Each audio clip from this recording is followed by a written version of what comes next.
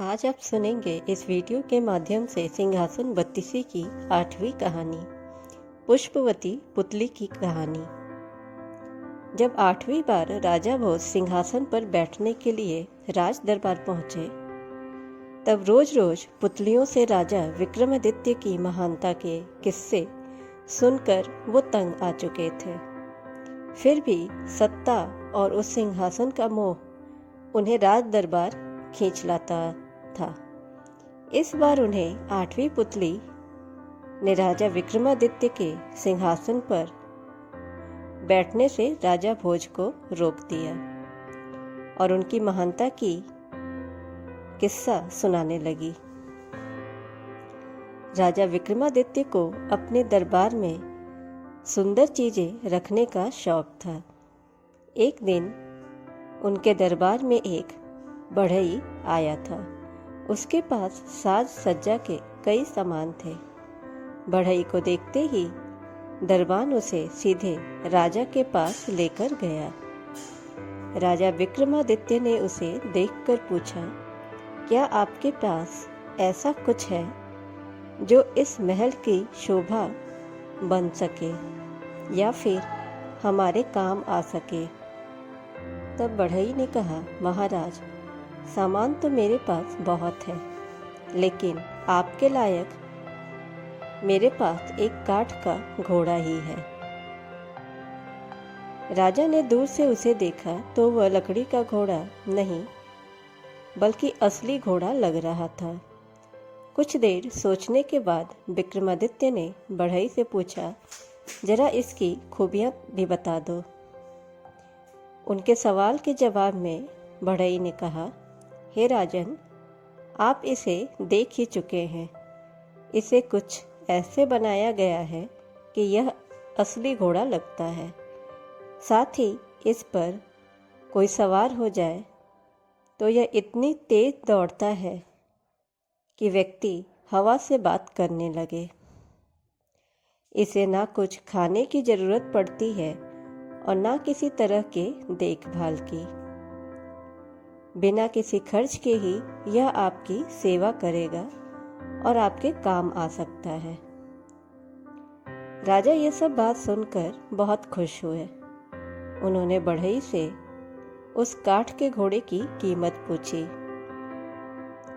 तब बढ़ई ने कहा, महाराज, आपसे क्या छुपाना, मेरे पूरे जीवन की मेहनत यह काठ का घोड़ा ही है। इसे बेचने की कीमत मैं कैसे लगाऊं?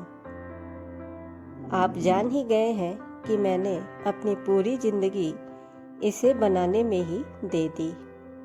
अब खुद ही इसका मोल लगाकर मुझे पैसे दे दीजिए। विक्रमादित्य ने तुरंत बढ़ई से रुकने के लिए कहा और अपने मंत्री से बढ़ई को 1,00,000 स्वर्ण मुद्राएं देने को कहा। इतनी बड़ी कीमत सुनकर बढ़ई का मन प्रसन्न हो गया। इधर बढ़ई 1,00,000 स्वर्ण मुद्राएं लेकर अपने घर को चला गया। उधर राजा ने काठ का घोड़ा सुरक्षित तरीके से तबेले में रखने को अपने सेवकों को कह दिया। कई दिन बीतने के बाद राजा विक्रमादित्य के मन में यह आया कि क्यों न काठ के घोड़े की सवारी की जाए। पता भी चल जाएगा कि घोड़ा कैसे दौड़ता है। उन्होंने अपनी मंत्रियों से जंगल विचरण के लिए काठ का घोड़ा तैयार करने को कहा। उसे अच्छे से सजाकर अन्य मंत्री भी राजा के साथ जाने के लिए तैयार हो गए और तब सभी असली घोड़े पर बैठे और राजा काठ के घोड़े पर। राजा ने घोड़े को दौड़ने के लिए जैसे ही पैर मारा, घोड़ा तेजी से दौड़ने लगा। वह घोड़ा राजा को तेज गति से बहुत दूर ले गया। राजा ने आसपास देखा तो उनके मंत्री और दरबार के अन्य लोग कहीं दिखाई नहीं दिए। इस तरह राजा अनजान और सुनसान जगह पर पहुंच गए थे। कुछ देर बाद राजा ने एक बार फिर अपना पैर मारा। फिर से राजा का इशारा मिलने पर घोड़ा ऊपर आसमान में हवा की गति से दौड़ने लगा। अब राजा को घबराहट होने लगी। उन्होंने तुरंत घोड़े को जमीन पर उतरने का इशारा दिया।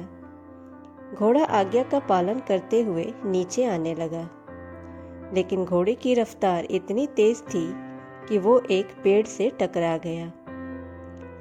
पेड़ से टकराते ही घोड़ा चूर चूर हो गया और राजा किसी जंगल में गिर गए। नीचे गिरते ही उन्होंने अपने पास एक बंदरिया को देखा। वो राजा को कुछ इशारे कर रही थी, लेकिन राजा विक्रमादित्य उसकी बातों को समझ नहीं पाए। राजा जैसे ही जमीन से उठे तो उन्हें पास में एक कुटिया दिखाई दी। वहां जाकर राजा ने हाथ पैर धोए और पेड़ से कुछ फल तोड़कर खा लिए। अब राजा एक पेड़ पर चढ़कर विश्राम करने लगे। शाम के समय उस कुटिया में एक सन्यासी पहुंचे। उन्होंने भी हाथ पैर धोए, पानी पिया और कुछ पानी की बूंदों को बंदरिया पर छिड़क दिया। शरीर पर पानी पड़ने के बाद वह बंदरिया एक सुंदर राजकुमारी बन गई। उस राजकुमारी ने जल्दी जल्दी सन्यासी के लिए खाना बनाया और फिर उनके पैर दबाए। सुबह होते ही दोबारा सन्यासी कुटिया के बाहर चले गए, लेकिन जाने से पहले उन्होंने राजकुमारी पर जल छिड़ककर उसे दोबारा से बंदरिया बना दिया। अब विक्रमादित्य भी नींद से जागे और पेड़ के नीचे उतर गए। फिर बंदरिया उन्हें देखकर कुछ संकेत करने लगी। राजा उसे समझ नहीं पाए और अंदर जाकर हाथ मुंह धो लिए। उसी जगह पर बंदरिया आकर खड़ी हो गई। उसी समय बंदरिया पर पानी की कुछ छींटें पड़ गई। देखते ही देखते वह बंदरिया फिर राजकुमारी बन गई। राजा ने जैसे ही बंदरिया को राजकुमारी बनते देखा तो वो हैरान रह गए। विक्रमादित्य ने उससे इस बारे में पूछा। तब राजकुमारी ने बताया, मैं कामदेव पुष्पावती की बेटी हूँ। सालों पहले मुझसे गलती से एक बाण सन्यासी को लग गई थी। तब उन्होंने गुस्से में मुझे श्राप दे दिया था कि मुझे उम्र भर बंदरिया बनकर सन्यासी की सेवा करनी होगी। मैं सन्यासी को बहुत समझाई कि तीर उन्हें गलती से लगी है, लेकिन गुस्से में उन्होंने मेरी एक नहीं सुनी। कुछ देर बाद सन्यासी ने बताया कि राजा विक्रमादित्य आकर मुझे इस श्राप से मुक्ति दिलाएंगे और पत्नी बनाकर अपने साथ हमेशा रखेंगे, लेकिन अभी तक ऐसा नहीं हो पाया और ऐसा तभी हो पाएगा जब सन्यासी से मुझे कुछ भेंट में मिले। राजा विक्रमादित्य सब कुछ समझ गए। उस राजकुमारी की परेशानी को देखकर उन्होंने उससे शाम को सन्यासी के उपहार मांगने को कहा और संग ले जाने का वादा कर दिया।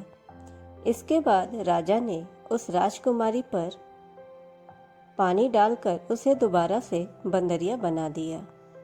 शाम को फिर सन्यासी जब घर आए तो उन्होंने बंदरिया पर पानी छिड़ककर उसे राजकुमारी बना दिया। राजकुमारी बनते ही उस महिला ने कहा कि उसे कुछ उपहार में चाहिए। तुरंत एक कमल का फूल उन्होंने उसे दे दिया। सन्यासी ने राजकुमारी को बताया कि यह फूल कभी नहीं मुरझाएगा और रोज एक विशेष रत्न देगा। फिर सन्यासी ने कहा, हे सुंदरी, मुझे पता है विक्रमादित्य यहाँ आ चुके हैं। तुम उन्हें बुला लो और खुशी खुशी उनके राजमहल चली जाओ। इतना सुनते ही राजा स्वयं वहाँ आ गए और राजकुमारी को अपने संग लेकर जाने के लिए अपने बेतालों को वहाँ बुला लिए। अपने राज्य पहुंचते ही राजा को देखकर एक बच्चा रोने लगा। विक्रमादित्य ने जब उससे रोने की वजह पूछी तो उसने राजा से वह कमल मांग लिया। उन्होंने खुशी खुशी उस बच्चे को कमल दे दिया और अपनी पत्नी के साथ राजमहल पहुंच गए। कुछ दिनों बाद राज दरबार में एक व्यक्ति को रत्न चुराने वाला चोर कहकर पेश किया गया। राजा ने जब व्यक्ति से पूछा तो उसने बताया, महाराज, मेरा बेटा एक दिन घर में कमल का फूल लेकर आया। वो रोज एक कीमती रत्न देता है। उन्हीं को लेकर मैं बाजार में बेचने को निकला था, लेकिन आपके सिपाहियों ने मुझे पकड़ लिया। व्यक्ति की इतनी बात सुनकर राजा को बहुत दुख हुआ। सिपाहियों पर गुस्सा करते हुए राजा ने कहा, बिना सोचे समझे किसी को भी चोर बोलकर पकड़ लेना सरासर गलत है। आगे से इस तरह की हरकत नहीं होनी चाहिए। इसके बाद राजा ने उस व्यक्ति को छोड़ने का आदेश दिया। उसकी परेशानी को देखकर राजा ने पूछा, बताओ, यह रत्न तुम कितने में बेचना चाहते हो? वह गरीब डर के मारे कुछ नहीं बोल पाया। राजा ने तुरंत दीवान को रत्न के बदले में 1,00,000 मुद्राएं देने को कहा। इतना सुनते ही 8वीं पुतली पुष्पावती ने कहा, राजा को इतना महान और दानी होना चाहिए। क्या ये सब गुण आप में है तो बताओ। अगर ये गुण है तभी इस सिंहासन पर बैठना, वरना नहीं आप बैठ सकते। इतना कहकर वह पुतली विक्रमादित्य के सिंहासन से उड़ गई। इस कहानी से हमें यह सीख मिलती है कि बिना सोचे समझे कभी भी किसी पे आरोप नहीं लगाना चाहिए। सिंहासन बत्तीसी की अगली कहानी सुनने के लिए आप हमारे चैनल को सब्सक्राइब करें, नोटिफिकेशन बेल ज़रूर दबाएं ताकि हमारी हर वीडियोस आप तक पहुंचती रहें। वीडियो को ज़्यादा से ज़्यादा लाइक एंड शेयर करें। Thanks for watching.